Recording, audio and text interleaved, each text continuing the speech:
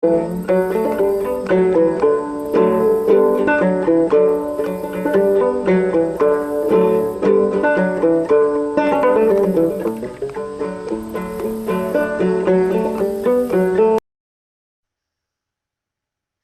hello, my Apush pals. Let's talk about Cyrus McCormick, the father of agriculture. I'm going to try to make this presentation as fun as possible, so bear with me. Alright, so this guy was born on February 15th, 1809 in Rockbridge County, Virginia. Parents were Robert McCormick and Mary Ann Hall. Now, Robert McCormick came across the Reaper patent and tried to perfect the invention by working on it for several years. What happened was that he failed to do so, and he basically quit. So Cyrus McCormick, his son, later took the patent at 18 years old. He worked on it for 18 months with his slave, Joe Anderson, which they don't give much credit to, but he had a big part in that as well. He successfully created the Reaper on June 21st, 1834. Alright, so this is just a general information. I'll explain some more later. He moved to Chicago for exportation reasons of his products. Okay, he struggled many years to defend his patent, like for instance McCormick versus Manny, and I'll explain that later as well. He died on May 13th, 1884. Alright. Why Chicago? Chicago in 1847 had only one paved road. One paved road. Imagine going across those roads, those bumpy little hills, those poor people. Anyways, alright. So big part of the 19th century was westward expansion, as we know as Manifest Destiny. Alright, these people felt they had the privilege, the right to move west, and this made an uproar in farming in the west. And so, what McCormick saw was, wow, all these people need farming equipment in the west. But I am located in Washington, D.C. What am I gonna do? Well, I just gotta move then. So he moved to Chicago. Chicago had ports. They had the rail lines that connected to the west. And as you know, rail lines were booming now at this time. And so, unfortunately, the factory burned down in the Great Chicago Fire. It's okay. He built some more later on. And so, who did he help? Hey, maybe this hunk of meat right here. Yeah, alright, not so much. More like this guy. This was what the average American farmer probably looked like in that time. All beat up, all worn down. Wise as ever. Poor guy. So, how did this affect the farmers? So, the Reaper provided less back-breaking work, and what the farmers originally used before the Reapers came around were sickles, and sickles were used for centuries and centuries, and this basically was a very poor tool. I wouldn't say poor. It got the job done, but at a very, very slow pace and a very painful process. Um, the average amount of harvesting that could have been done with a sickle was 1 acre per day. As you can imagine, then there was a low amount of there was a food shortage, and farmers were going bankrupt day by day. Um, well, what and then finally the Reaper came about. Unfortunately, the Reaper was not so trusted in the early ages of its existence in 1834. And so, McCormick thought, hey, I'm going to work on this for a decade and see where I go with it. So he worked on it and worked on it and worked on it, and he felt like, yes, I finally perfected this thing.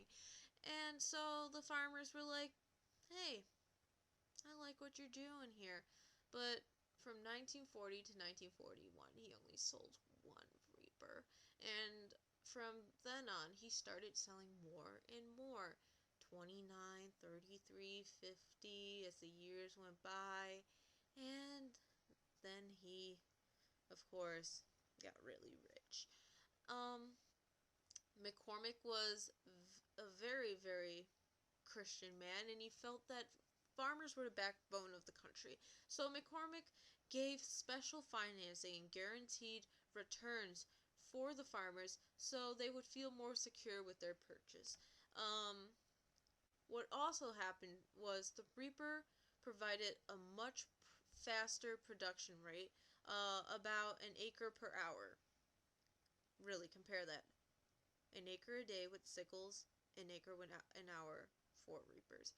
All right, this allowed for men to enter the war, the Civil War, and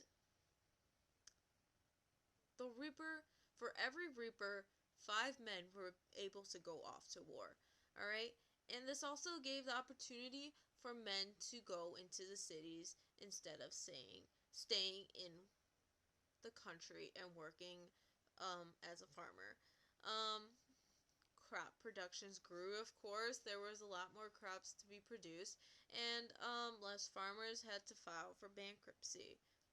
Long-term effect, over speculation.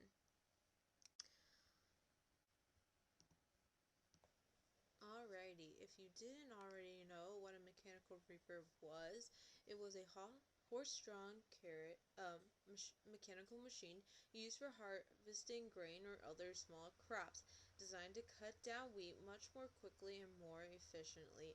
Now, as you can see in the picture below, it is very complicated, and bless his soul for making something so amazing, because he really did revolutionize agriculture. Alright, so the big question here is, why is Cyrus McCormick so important? Well, first of all, he improved agricultural lifestyle, production, and engineering. Do you realize how hard it was for someone to use a freaking sickle? Incredibly hard, backbreaking, and it made the it made a farmer's life so much easier with the Reaper. Honestly, and it brought in so much more money for the farmer, and it made everything so much better, like family life, and they were even able to keep their farms. Do you know how many people were going through bankruptcy? Production? Oh my god. Sorry.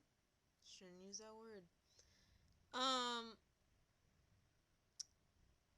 Production was at an all-time low. Wasn't at an all-time low, but it was very, very low, because people were not able to produce that much with the sickle. With the Reaper, so much more could be produced. Engineering. This was the beginning to new machinery in farming, like the John Deere plow and tractor, like the and there was another Reaper by another man named Mr. Bell, and another man named Mr. Manny, and there were many creations created to help the farmer afterwards. Alright. One of the main factories which built up Chicago as a bustling city, that was McCormick's. He went to Chicago, planted his factory there when there was basically nothing there. Absolutely nothing. There was one paved road, there were some buildings here and there. It was pretty darn empty.